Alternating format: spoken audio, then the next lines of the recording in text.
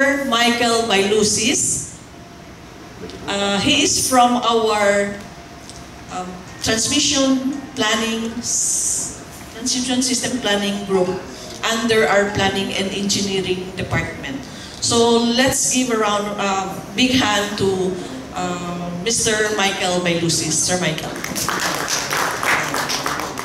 Thank you, Ma'am Betty. So, good morning, everyone. Miss Betty is correct when she says that Bohol will benefit from this Cebu-Bohol interconnection project. To present our project, first I will be talking about or discuss about the background. Why are we doing this project, and how it will benefit Bohol in terms of power delivery.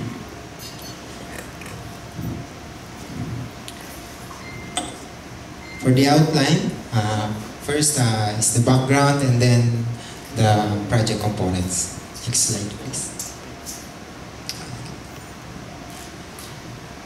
Okay, so as you see in the screen, these are the existing transmission facilities that are serving the island of Bohol.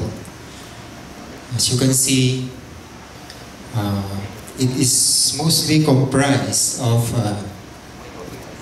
radial transmission lines. You talk of radial, hindi siya naka-loop in Tagalog. The power for Bohol comes as far as from the Toledo city in Cebu. There's power plants in there, and also here in the Parmoc in the Leyte area. So Bohol relies on the submarine cable to source power from those power plants from Cebu and Leyte. The Leyte-Bohol submarine cable is only limited to 90 megawatt in capacity. And then the demand in Bohol has already reached critical level at around 80 to 90 megawatts. So without inland generation here in Bohol, the Leyte-Bohol submarine cable will be overloaded. And then if there will be no power plants here in Bohol, that will result into power interruptions or brownout here in Bohol. Luckily, there's 2 diesel power plants in Bohol, the Bohol diesel power plant and also the power barge 104.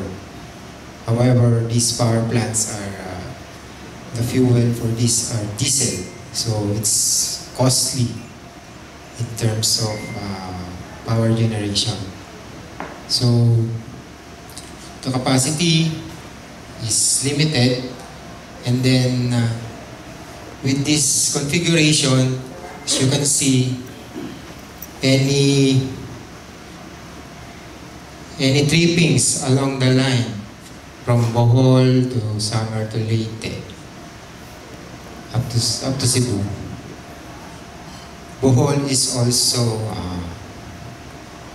will also have brownouts, even if the trippings is far or in Samar or in Leyte. Like what happened during the earthquake in Ormoc. Even if the earthquake is in Ormoc, Bohol is also experienced brownouts. Originally, our plan is to install another submarine cable here in Leyte and Bohol, and then to increase that capacity of transfer. However, with that configuration, the existing problem that when there's something happened in the lines in Leyte and Samar, Bohol will also experience power interruption, even if we install the second submarine cable over there. So the forecasted demand for Bohol is still growing. As we all know, there's a lot of developments ongoing, and then the capacity should be increased. By year 2020, during our application for this project in the ERC, by that time our forecasted demand is 89 megawatts by year 2020. But right now, it's already reached beyond 90 megawatts. So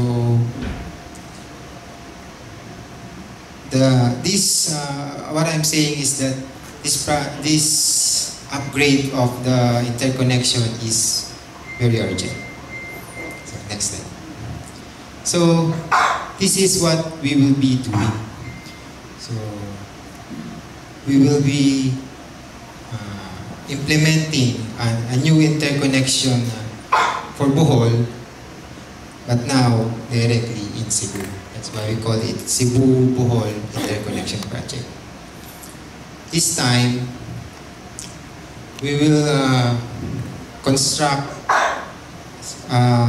overhead line or transmission lines in Cebu to connect a new submarine cable from Argao to Loon here in Bohol.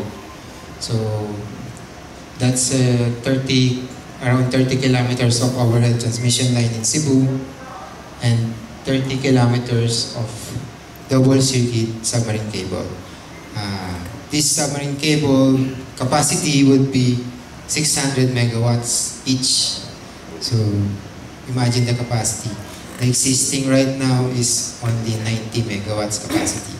What we are building is 600 megawatts times 2 to provide N-1 capability.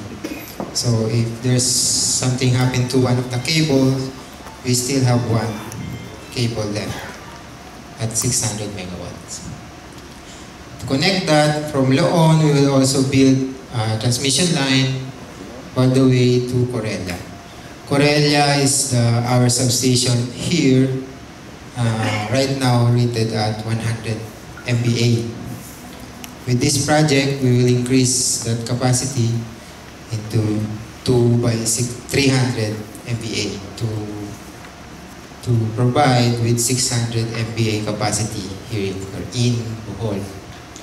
And with this project, there will be 2 sources for Bohol. One is the existing Leyte to Bohol interconnection, and then this project, another is the Cebu-Bohol interconnection. With this project,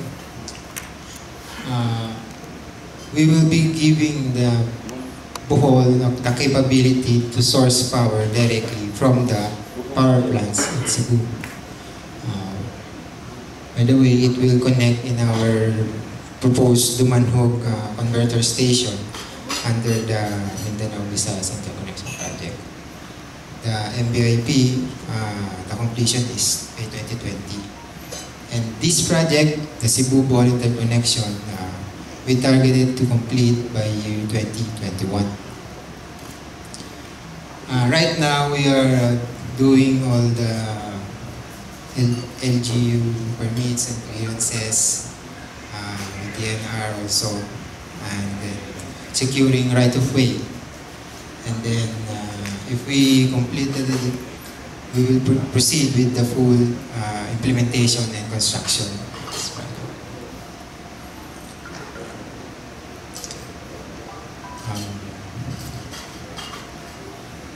To add, right now, since the demand has already reached the capacity of the Leyte Bohol, there is an increase in the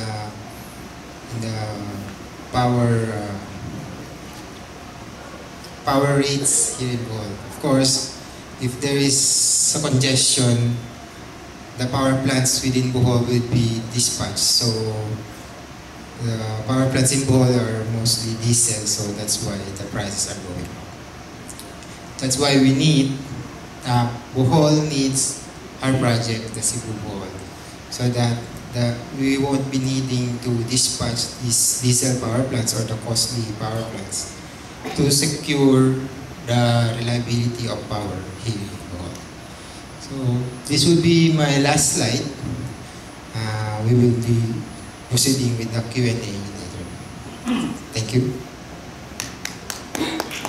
Thank you, Sir Michael. So